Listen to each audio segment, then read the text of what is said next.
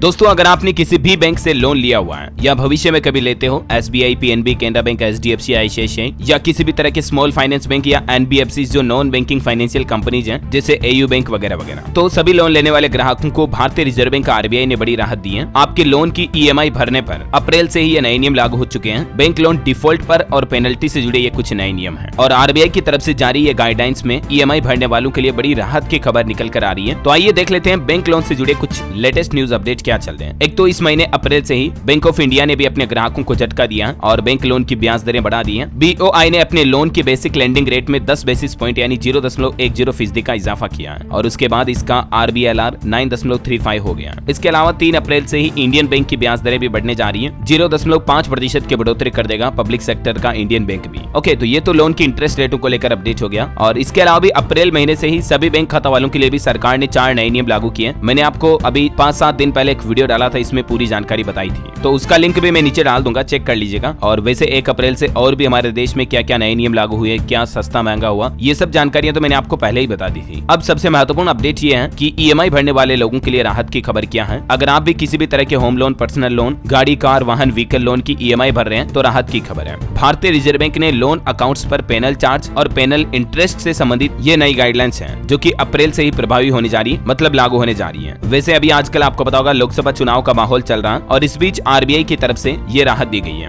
ये नियम बैंकों और फाइनेंस कंपनियों को लोन पेमेंट्स में चूक या अन्य लोन नियमों को तोड़ने के लिए उधारकर्ताओं से एक्स्ट्रा चार्ज लेने से रोकते हैं। समझ रहे हो, मैं आपको आसान भाषा में समझाता हूँ कि इन नियमों में आखिर आपको क्या राहत मिलने वाली है अगर आपने बैंक लोन लिया हुआ तो। भारतीय रिजर्व बैंक ने बैंकों और फाइनेंस कंपनियों को पेनल इंटरेस्ट वसूलने से रोक दिया, जो कि अक्सर सामान यानी कि मासिक किस्तों EMI के भुगतान में देरी के लिए ग्राहकों से लगाया जाता है। अब सिंपल भाषा में समझिए, जैसे मान लीजिए आपके लोन की हर महीने EMI आ रही 5,000 रुपए या 10,000 रुपए, आप हर महीने किस्त भरते हो। मान लीजिए 1-2 महीने आप किस्त नहीं भरते हो तो बैंक क्या करेगा, आपके ऊपर पेनल्टी लगाता है, लेट फीस लगाता है, राइट। लेकिन अभी बैंक क्या करते हैं, उस लेट फीस पेनल्टी पर भी ब्याज वसूलने लगते हैं। बैंक अपना रेवेन्यू बढ़ाने के लिए ये एक्स्ट्रा चार्ज लगाते हैं। तो पेनल वर्सेस पेनल ब्याज, यही डिफरेंस का RBI ने ये नया नियम लागू किया है कि अब RBI ने बैंकों और वित्त कंपनियों को पेनल्टी पर ब्याज वसूलने से रोक दिया है। इसके अलावा लोन दाता विकल्प के रूप में ब्याज दर में अतिरिक्त कंपोनेंट भी शामिल नहीं कर सकते हैं। मतलब लोन की जो ब्याज दर आपकी, उसके अलावा और किसी भी तरह के अमाउंट पर एक्स्ट्रा ब्याज नहीं वसूला जा सकेगा। RBI ने लोन दाता को पेनल्टी चार्ज लगाने की अनुमति दी है। हालांकि बैंकों को यह सुनिश्चित करना चाहिए कि पेनल्टी चार्जों का कोई भी कैपिटलाइजेशन ना हो और ऐसे चार्ज पर कोई अतिरिक्त ब्याज न लगाया जाए। मतलब ये तो वो वाली बात हो गई कि आपकी पेनल्टी पर भी ब्याज, ब्याज पर ब्याज, चक्रवृद्धि ब्याज की तरह, है ना। तो जो आपके लोन की EMI लेट होने पर लेट फीस जो लगेगी, बैंक जो पेनल्टी लगाता है, उस पेनल्टी पर किसी तरह का अतिरिक्त ब्याज नहीं वसूला जाएगा। और भी ये इन्फॉर्मेशन देख सकते हैं आप, पेनल्टी चार्ज और पेनल्टी ब्याज के बीच क्या अंतर है, और ये सभी दिशा निर्देश इस अप्रैल महीने से ही लागू हो चुके हैं। ओके,